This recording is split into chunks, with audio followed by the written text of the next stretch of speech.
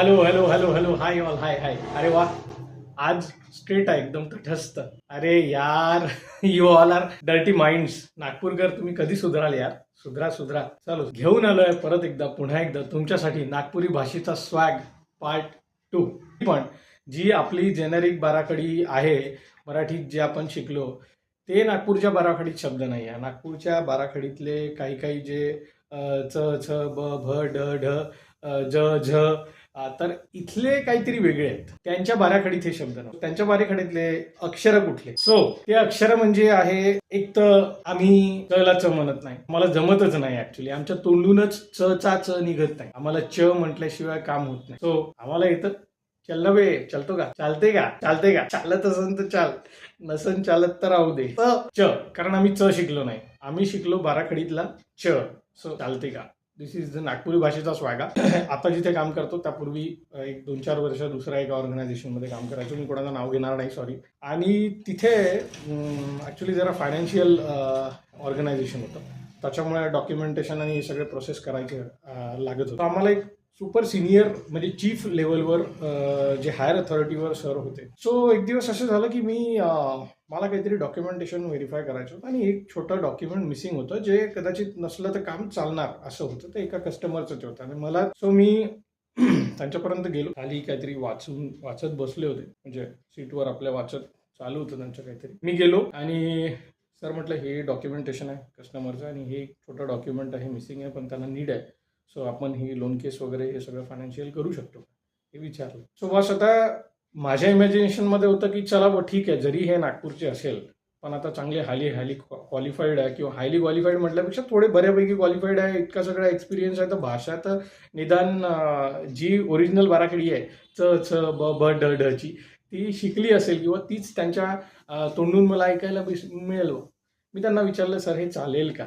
माझी भाषा थोडी शुद्ध आहे म्हणून मी विचारलं की हे सर चालेल का? समोरून मला उत्तर काय येतं तुम्ही अपेक्षा करू शकता, जे तुम्हाला आता सांगितलं, चालते. सो चालतेचा इतका मोठा इम्पॅक्ट आहे. मी ऐकून मी म्हटलं, बॉस ये है नागपूर का swag. Okay, so I think this is working. आज तुम्हाला झोप येत नसेल. Second, we will go for दुसऱ्या अशाच अक्षराकडे. ते म्हणजे यार, आमच्या नागपूरच्या बाराखडीत ना ळ नाहीये, आहेच नाही असं म्हणायला हरकत नाही. आहेच नाही म्हणजे तुम्ही पुण्यातले लोक बघा, तुम्ही मुंबईतले लोक बघा, बऱ्याचशा भागातले, मराठवाड्यातले, सगळीकडले, त्या सगळ्या सिलेबसमध्ये ना, त्यांच्या बालवाडीच्या सिलेबसमध्ये, नर्सरीच्या सिलेबसमध्ये ळ हा अक्षर होता आणि इनफॅक्ट ओरिजिनलमध्ये आहे, पण आमच्या सिलेबसमध्ये तो नाही, किंवा आमच्या त्या बालवाडीत तो आम्हाला शिकवला नाही, किंवा आम्हाला आलाच नाही कधी. ओके, तर त्याच्यासाठी आमच्याकडे ळचा एक अल्टरनेटिव्ह आहे, जो आम्ही युजली घरांमध्ये वापरतो सगळे. ओके, याच्यावर एक किस्सा आहे. मी तुम्हाला अक्षर आता सांगणार नाही, पहिले किस्सा सांगतो. सो किस्सा असा आहे की यार, मित्र आहे, त्याला लग्नाचं म्हणजे मुलगी बघायला गेलं.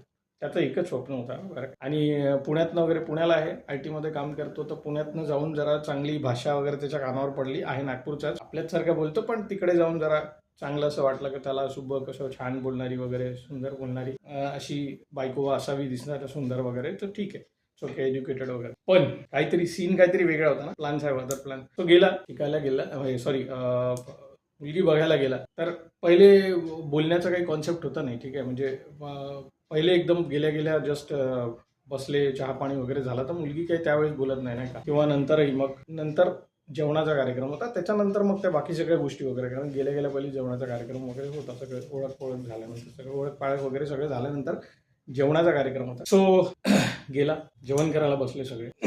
आता गेल्याबरोबर भाऊनी मुलगी बघितली, बोलणं झालं, मनातल्या मनात हसला, मी सोबतच होतो, मला रिॲक्शन कळल्या, म्हटलं हा ठीक आहे, याला तर पोरगी आवडली, कारण दिसायला छान होती, दिसायला त्याला अपेक्षेप्रमाणे, त्याच्या अपेक्षेप्रमाणे सुंदर जशी वाटायची तशी, एज्युकेटेड होती, जॉब करणार होती, इंजिनियर, ITच मध्ये शिकलेली होती, आता नाही करत पण समोर करणार होती. त्याला वाटलं पुण्याला वगैरे नेऊ, छान मस्त सुबक ऐकायला भेटेल कानाला, नाही का, नागपूरच्या भाषेचं दूर काहीतरी. पण आता पोरगी तर नागपूरचीच होती ना यार भाऊ. तर गेला भाऊ आपला, बसला, जेवायला बसला, सुंदर साजून, मनात एकदम बस आता हे फिक्स आहे, मी आता याच्यानंतर हो म्हणेल, पहिले बोलेल वगैरे, मग हो म्हणेल.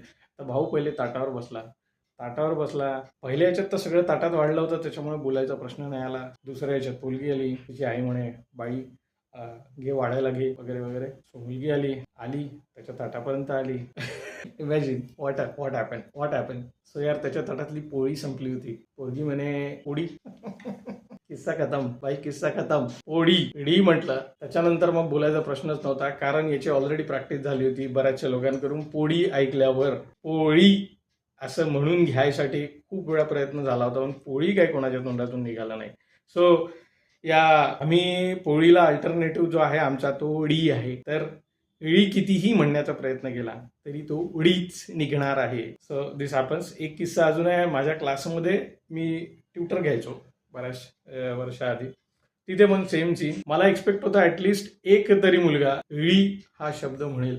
मी अख्खा क्लास उभा केला. बिलीव्ह मी, एकालाही पोळी आला नाही. मी 10 मिनिटं काही पोरांना असं झालं की सर थांबा मी बोलतो. ओ म्हणजे अक्षरशः 2-3 सेकंदाचा पॉज घेऊन इळी म्हणण्याचा प्रयत्न केला, पण तो काही निघाला नाही. तो शेवटी इळीच आला. इळी येतच नाही. म्हणून म्हणतो की इळी आमच्या सिलेबस नाही. So thank you so much.